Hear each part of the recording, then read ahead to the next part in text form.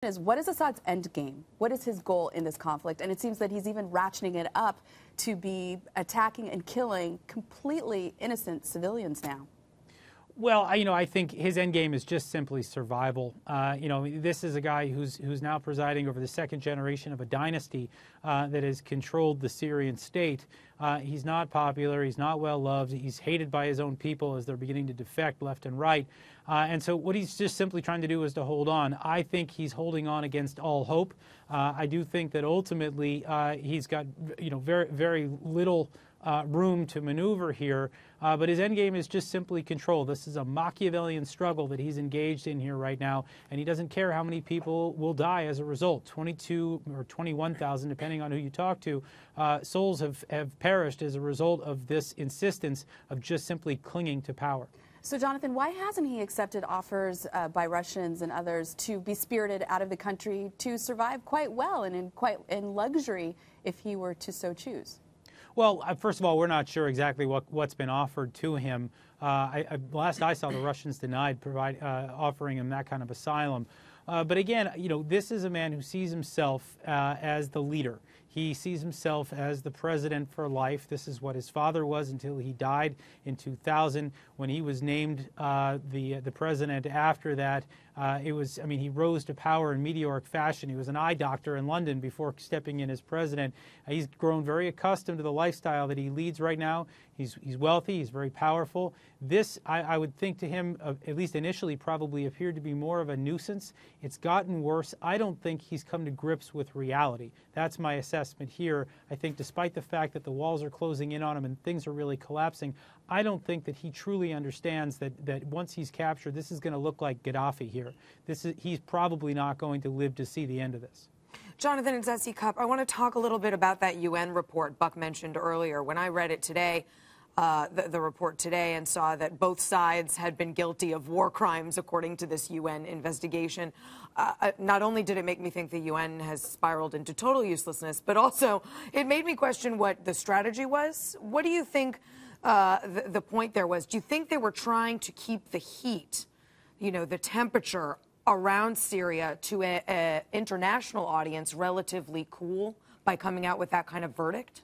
It's possible. First, let me say this, that, certainly the truck bombing that we saw this morning, the suicide bombing that we saw several weeks ago, these are war crimes. So there's no question about it. Yeah. They are terrorism. And you have to, despite the fact that this Syrian regime is abhorrent, you have to give them at least that this is terrorism.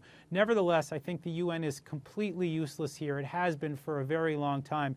The fact that they chose Kofi Annan, who was the guy who presided over the oil for food scandal, he was the guy that presided over the massacres in Srebrenica and Rwanda.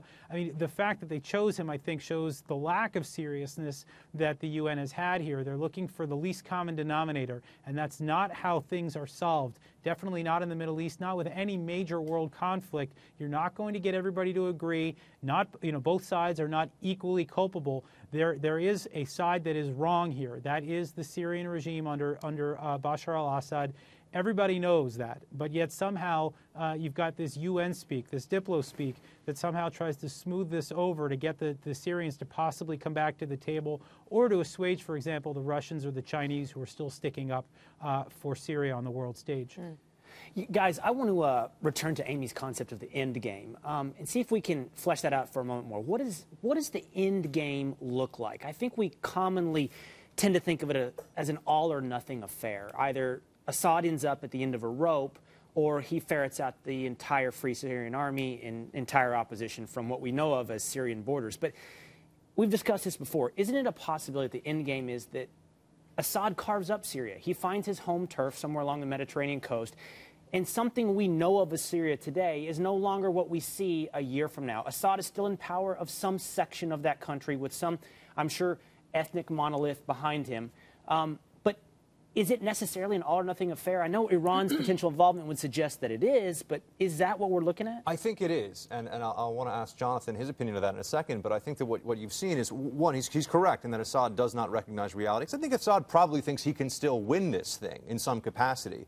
He has not, we've seen a lot of violence, but his father was even more willing to deploy violence to put down an uprising, and Assad, I think, still has some things in his bag of dirty tricks, if you will, that he could try to deploy at some point if his back is really up against the wall. Because if the military leaves him, if he doesn't have that security apparatus at his beck and call, he won't be able to obtain that little sort of carve-out, if you will. He won't actually be able to set up some sort of an enclave.